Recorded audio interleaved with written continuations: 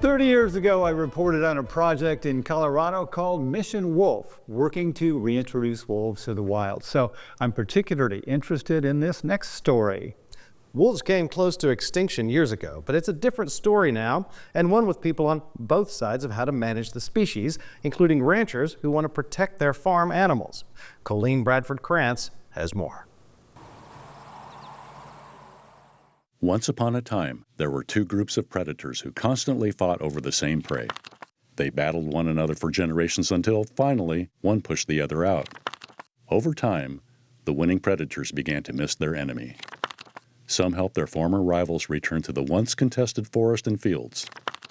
And now, it only remains to be seen if they can live side by side.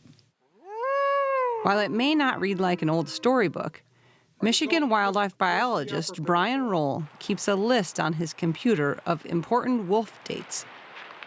We actually, throughout the early 1900s, killed every wolf you see.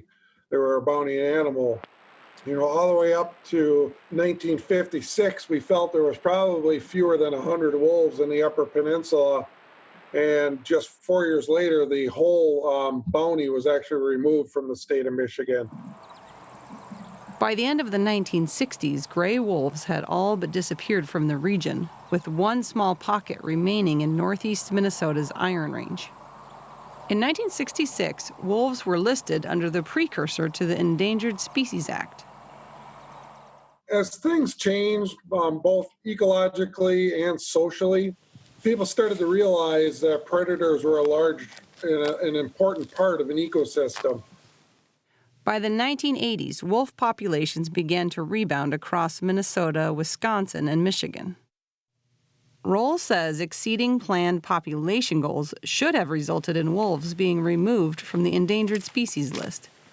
Instead, a series of administrative changes in answering lawsuits have meant the wolf status on the list in Michigan has whipsawed, changing 7 times in an 11-year period. So it's been this yo-yo movement that I don't think has helped wolves. All it does is build this animosity that we can't do anything. We can't protect our own livestock. We can't protect our pets. Roll says when those lawsuits succeed, the rare wolf found hunting lambs or calves can only be dealt with through non-lethal means. Nearly all of those measures eventually stop being effective. If we could empower the farmer to do some of that work, it grants wolves, some approval rating that I can deal with that. But when they're this hands-off that even though they're killing cattle, I'm not allowed to kill that wolf, that creates the animosity. And then what they do is they tell their neighbor tells their buddy, and then it just snowballs. And so people have this belief that, wolves are rampantly killing livestock, which isn't the case. 250 miles away in Minnesota, wolf numbers are climbing and territory is expanding. The state estimates the wolf population now numbers more than 2,800. About 2/3 of the total in the western Great Lakes region.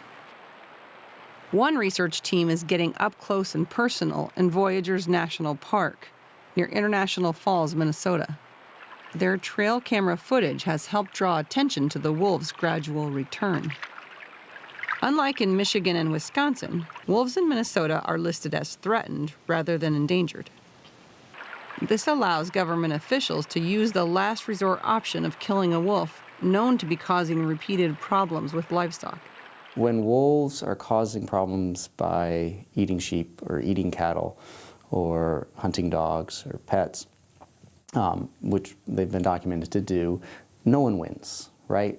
It's a problem for the owners of those animals. It can be an economic problem. Wolves don't win because often USDA Wildlife Services will come in and trap and lethally remove wolves as well to mitigate that conflict. So I think everyone has a shared interest to minimize that.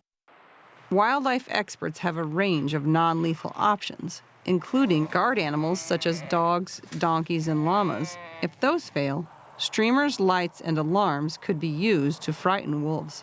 But none of these work every time. You have folks who raise livestock who think the only good wolf is a dead wolf, and you have folks who absolutely enjoy and are thrilled by wolves on the landscape where they're operating. Cattle producer Keith Carlson is learning to coexist with the wolves, which have returned to his Sandstone, Minnesota farm, about an hour south of Duluth.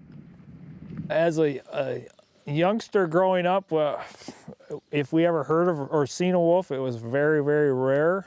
It was probably in the past 20 years or less that we've started to have to deal with wolves that are in this area. There's many producers or ranchers throughout this area that have had wolf problems.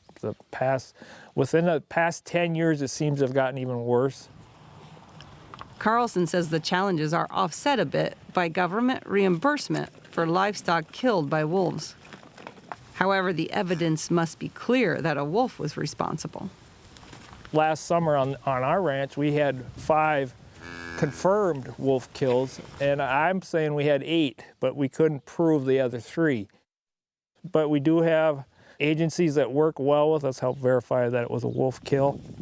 Carlson says Midwest residents are being misled when a population goal is met but doesn't result in delisting. They all came to an agreement, which that's kind of what's frustrating for us. To me, it opens up attacking the whole Endangered Species Act. And I certainly don't want to see major changes made to the Endangered Species Act because of one species. When you look at wolves in Minnesota, Wisconsin, and Michigan, it should be a celebration of the Endangered Species Act, not used as a tool to keep them perpetually on the list. A divisive issue.